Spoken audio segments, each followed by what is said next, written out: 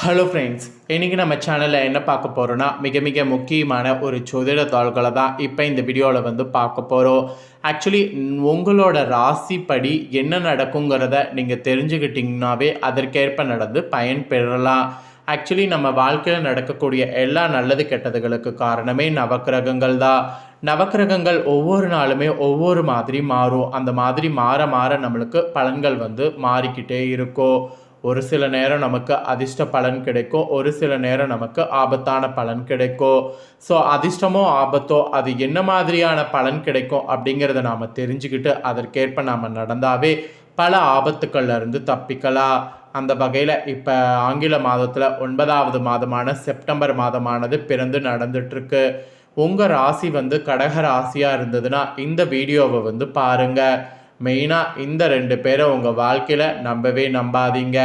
மீறி நம்பினீங்கன்னா அவங்களால உங்களுடைய வாழ்க்கையில் பெரிய ஆபத்துக்களை சந்திப்பீங்க. அதற்கு காரணம் இந்த செப்டம்பர் மாதம் அமைந்திருக்கக்கூடிய கிரகநிலைகளும் கிரக மாற்றங்களும் தான். கிரகநிலைகளும் கிரக மாற்றங்களும் என்ன மாதிரி அமைஞ்சிருக்கு, அதனால் உங்கள் ராசிக்கு என்ன பலன் கிடைக்கும் அப்படிங்கிற விவரங்களை தான் இந்த வீடியோவில் ஷேர் பண்ண போகிறேன். அது மட்டும் இல்லாமல் உங்கள் ராசிக்கு குறிப்பிட்ட சில பரிகாரங்கள் இந்த டைம் நீங்கள் செய்யணும். அதை நீங்கள் செய்கிறதுனால உங்களுக்கு கிரகத்தால் ஏற்படக்கூடிய பெரிய பெரிய ஆபத்துக்கள்லேருந்து தப்பிக்க முடியும். ஸோ அது என்ன பரிகாரம் அப்படிங்கிறதையும் இந்த வீடியோவில் சொல்ல போகிறேன். ஸோ எல்லாத்தையுமே தெளிவாக இந்த வீடியோவில் கடக ராசிக்காரங்க தெரிஞ்சுக்குங்க. ஆக்சுவலி இந்த 2 பேரை நீங்கள் எப்பேற்பட்ட சூழ்நிலையிலையும் நம்பிக்கையாக வைத்திருக்கிறத தயவு செய்து இந்த டைம் மாற்றிக்குங்க.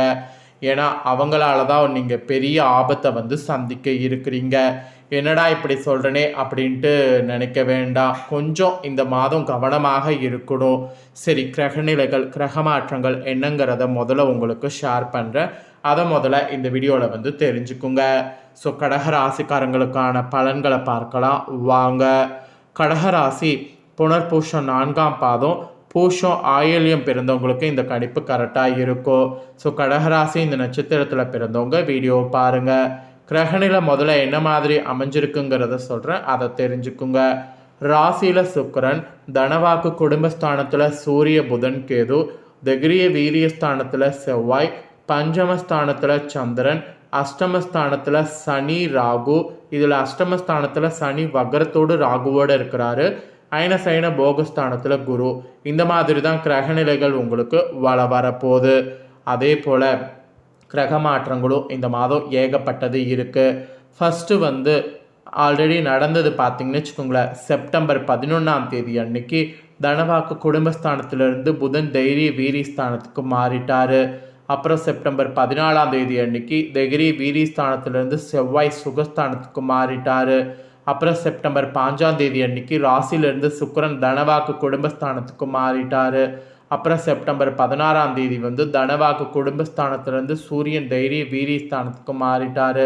அப்புறம் செப்டம்பர் 29ஆம் தேதி தைரிய வீரியஸ்தானத்திலேருந்து புதன் சுகஸ்தானத்துக்கு மாறிட்டார். இந்த மாதிரி கிரக மாற்றங்களும் இருக்குது.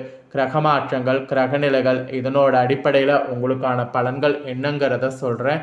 தெளிவாக உங்களுக்கான பலனை இந்த வீடியோவில் தெரிஞ்சுக்குங்க. ஸோ தெரிஞ்சு அதற்கேற்ப நடந்து பயன் பெறுங்க.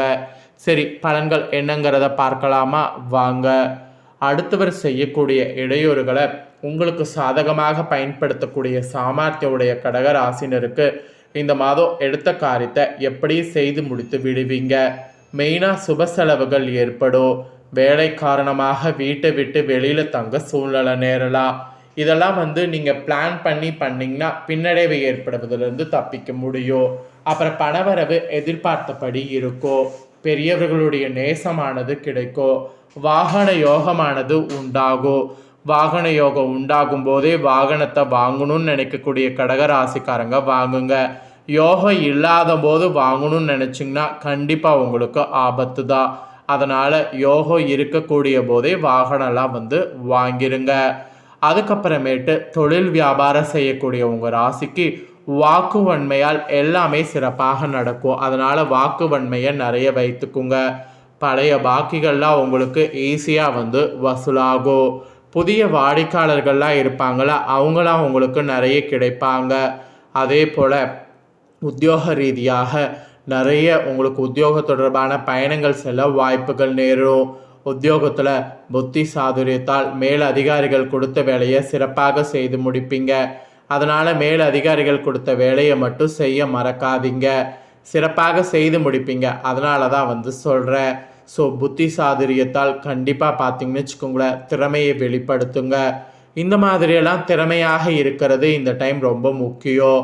அதுக்கப்புறமேட்டு உங்களுக்கு குடும்பத்தில் பார்த்தீங்கன்னு வச்சுக்கோங்களேன், நிறைய மாற்றங்கள் ஏற்படும். குடும்பத்தில் இதுக்கு முன்னாடி பல பிரச்சனைகளை பார்த்தீங்கன்னு வச்சுக்கோங்களேன் நீங்கள் சந்திச்சிருப்பீங்க.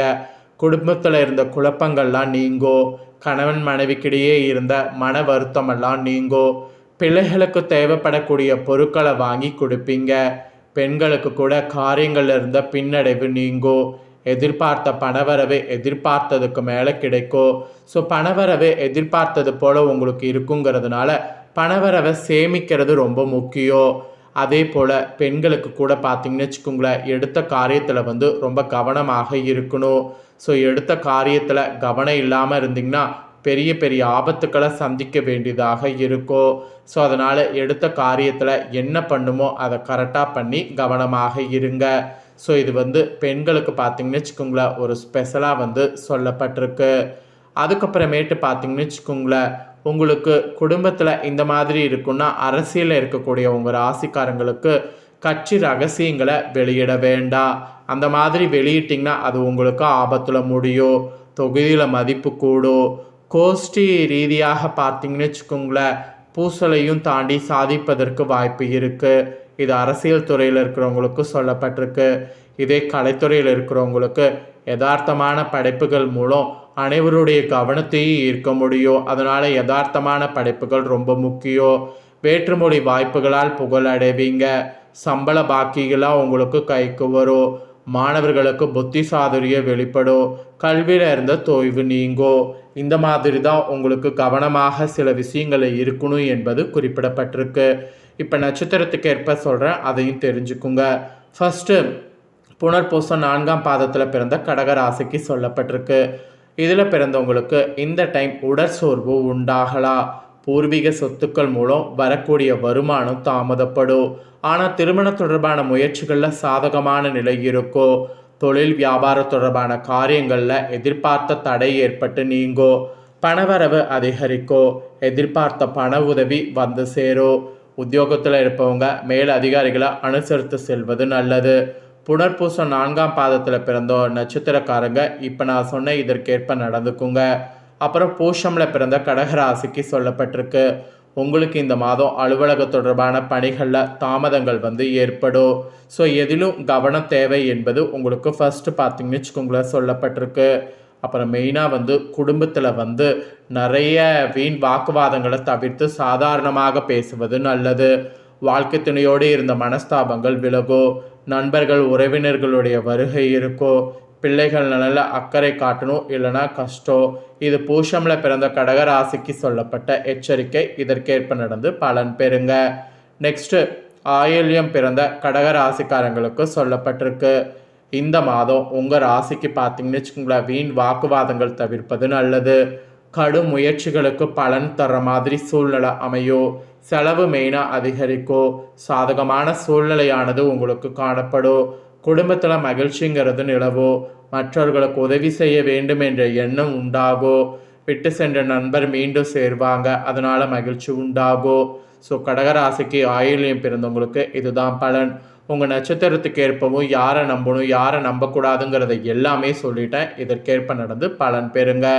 பரிகாரம் இந்த டைம் என்ன பண்ணணும்னா, அம்மனுக்கு அரளிப்பூ அர்ப்பணித்து அர்ச்சனை செய்து வணங்கணும். இதனால் எல்லா காரியங்களும் கைகூடும், எதிர்ப்புகள் நீங்கும். அப்புறம் அதிர்ஷ்ட கிழமை திங்கள் புதன் வெள்ளி. சந்திராஷ்டம தினம் எதுவும் இல்லை. அதிர்ஷ்ட தினம் 27 28. ஸோ முழுசாக உங்களுக்கான பலன் இதுதான். ஸோ இதை தெரிஞ்சிருப்பீங்க. இதற்கேற்ப நடந்து பயன் பெறுங்க. ஸோ நீங்கள் பார்த்து பயனடைஞ்சது போல் உங்கள் ஃப்ரெண்ட்ஸ் ஃபேமிலியில் இருக்கிறவங்களும் பார்த்து பயனடையணும் அப்படின்னு நினச்சிங்கன்னா வீடியோ லைக் பண்ணி உங்கள் ஃப்ரெண்ட்ஸ் ஃபேமிலிக்கு ஷேர் பண்ணுங்கள். ஏன்னா உங்கள் ஃப்ரெண்ட்ஸ் ஃபேமிலியில் இருக்கிறவங்களும் கடகராசிக்காரங்களாக இருந்தாங்கன்னா இந்த தாள்களை தெரிஞ்சு இதற்கேற்ப நடந்து பலனடையட்டும்.